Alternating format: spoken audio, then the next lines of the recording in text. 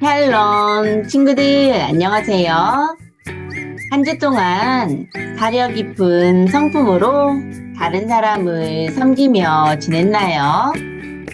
우리 지난주 복습 퀴즈하고 오늘도 재미있는 말씀 들어보아요. 첫 번째 퀴즈입니다. 주인인 빌레몬의 재물을 훔쳐서 멀리 로마로 도망쳤던 사람은 누구인가요? 1번 바울, 2번 오네시모, 3번 예수님.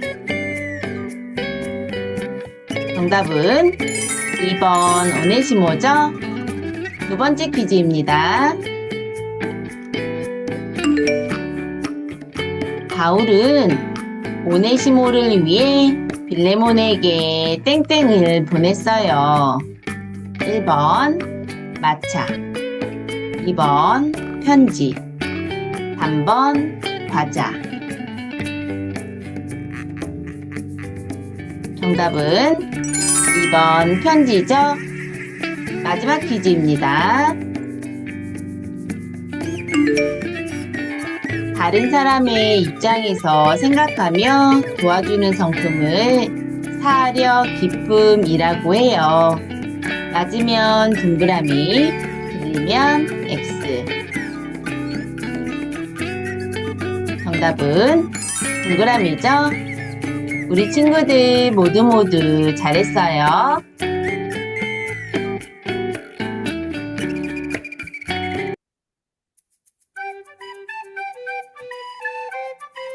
오늘 함께 배울 하나님 말씀은 솔선수범의 성품으로 공동체를 세워요 라는 제목의 말씀이에요.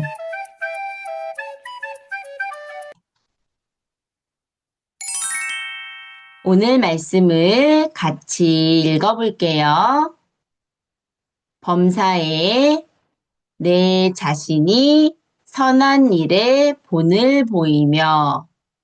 디도서 2장 7절 상반절 말씀. 아멘.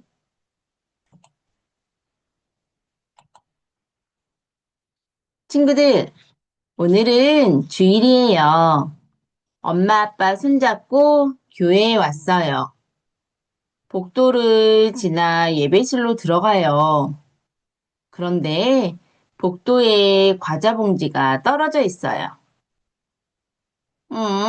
과자는 없네. 빈 봉지잖아. 누군가 버리고 갔나 봐요. 친구들, 이럴 때 어떻게 하면 좋을까요? 똑같이 버려두고 갈까요? 아니면 내가 먼저 주워서 쓰레기통에 버릴까요? 그래요. 내가 버린 것도 누가 주우라고 시킨 것도 아니지만 제가 할게요. 내가 먼저 주워요. 라고 생각한 친구. 적극적으로 실천하는 친구 모두 멋져요. 솔선수범은 모범이 될 만한 일을 내가 먼저 한다는 뜻이에요. 오늘은 솔선수범의 성품을 잘 보여준 한 사람을 만나볼 거예요. 말씀 성품 여행을 떠나볼까요? 출발! 느헤미야는 유다의 총독이 되었어요. 총독은 왕이 어떤 지역을 돌보고 다스리라고 세운 사람이에요. 그 땅에서는 최고 높은 사람이에요. 총독 중에는 나쁜 사람도 있었는데 느헤미야 전에 있던 총독들이 그랬어요. 그들은 하루하루 힘겹게 살아가는 백성에게서 돈을 빼앗아 자기들의 배를 불렸어요. 총독의 부하들까지도 백성을 몹시 괴롭혔어요. 총독이 된 느헤미야는 어떻게 했을까요? 느헤미야는 하나님을 경외하는 사람이었어요. 하나님을 두려워하고 하나님을 섬겼어요. 어서 성벽을 쌓아서 우리 모두 함께 예배드리고 서로 도와주며 즐겁게 삽시다. 느헤미야는 절대로 백성에게서 물건을 빼앗거나 괴롭히는 일은 하지 않았어요. 다른 관리 중에 백성의 물건을 빼앗고 괴롭히는 사람들이 있으면 크게 꾸짖었어요. 느헤미야의 부하들도 백성과 함께 전쟁으로 무너진 성벽을 쌓는 일에 집중했어요. 게다가 느헤미야와 그 부하들은 일하고서 마땅히 받아야 하는 돈이나 음식도 오랜 기간 받지 않았어요. 여러분이 얼마나 힘들게 일하며 살아가고 있는지 압니다. 우리 몫의 돈이나 음식을 앞으로 받지 않겠습니다. 오히려 느헤미야는 자기의 돈을 가지고 소고기나 닭고기 같은 맛있는 음식과 마실 것으로 지친 백성을 배불리 먹였어요. 그는 다른 사람들에게 먼저 모범이 되었어요. 느헤미야가 그렇게 할 수 있었던 것은 돈이 많아서가 아니에요. 그는 이렇게 기도했어요. 하나님, 제가 이 백성을 위해 실천한 선한 일들을 기억해 주세요. 그리고 저에게 하나님의 은혜를 베풀어 주세요. 하나님께서 기억해 주시는 것으로 만족하고 하나님이 주실 은혜를 더 사랑했기 때문이에요. 느헤미야 총독님은 정말 좋은 분이야. 참으로 힘이 나네.